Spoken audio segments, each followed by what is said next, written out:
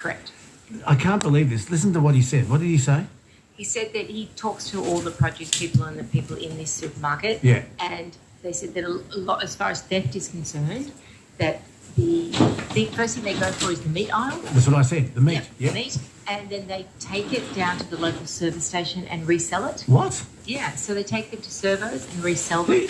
Who buys it at the servo? I don't know. Well, I think that there are shops and service stations that actually do sell those products now.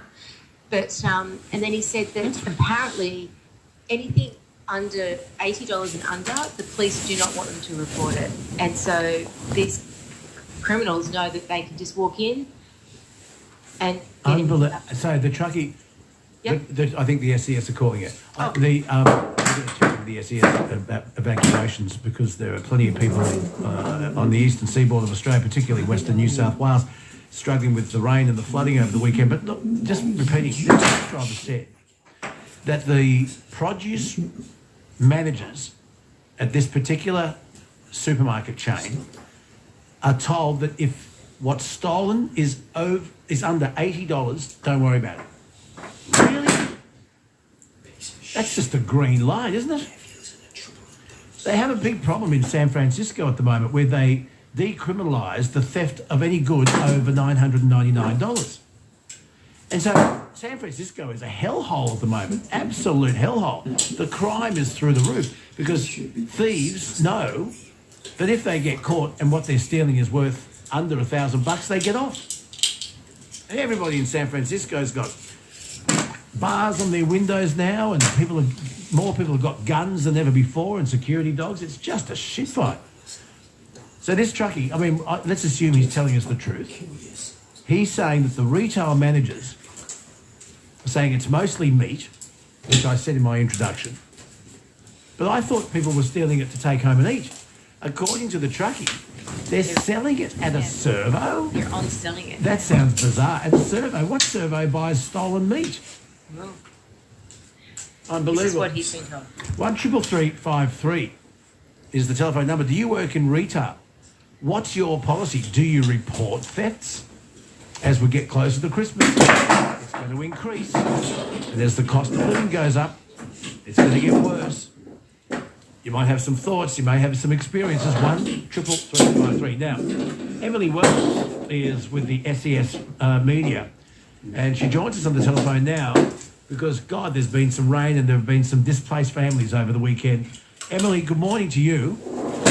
Good morning. How are you going? Oh, very good, Emily. Whereabouts? Where are we concentrating on right now? Yeah, look, so we've had a number of communities across the Hawkesbury, Dubbo and Wagga who have been issued with emergency warnings and advised to evacuate. You would have seen that over the last 24 to 48 hours. We're also really closely watching flooding in the Forbes area, so we may see some emergency warnings being issued throughout the day later on today, and also keeping a close eye on Gunnedah and Warren and the communities that we were. So there's quite a lot happening really all over the state, but particularly around that west, that central west, and through to Hawkesbury as well. Yeah, I was talking to our weatherman Gavin Morris earlier. He said Dubbo copped a heap of rain as well. Yeah, you saw in the local shopping centre they had water all out to the travelator. It was pretty busy sort of weekend for our SES crews. Oh yeah, and what about Bathurst Day cancelling the top 10 shootout on the Saturday? I don't think I've ever seen that. Yeah, I know. I think it was it was a very wet weekend. I wouldn't have liked to be in that tent city over the weekend. Oh no, we've got listeners who are, and they're going to. Mark Loretta from Channel 7 will join me later on, but I heard somewhere that council are taking up their tractors to try and help tow people's caravans out, and it could take days. Yeah, wow. No, it's been a pretty busy weekend across the state, and especially around that western and southern New South Wales. We're just seeing prolonged flooding. We've got some communities that we've been operational. Our SES members have been operational for 12 months now. So there's quite a lot going on, and people think that because the rain stopped, that the flooding stopped. That's actually not the case. We've got rivers that are continuing to rise. So there's quite a few things that we're really concerned about at the moment. Yeah, Emily, what's your information from the Bureau of Meteorology? What's going to happen this week?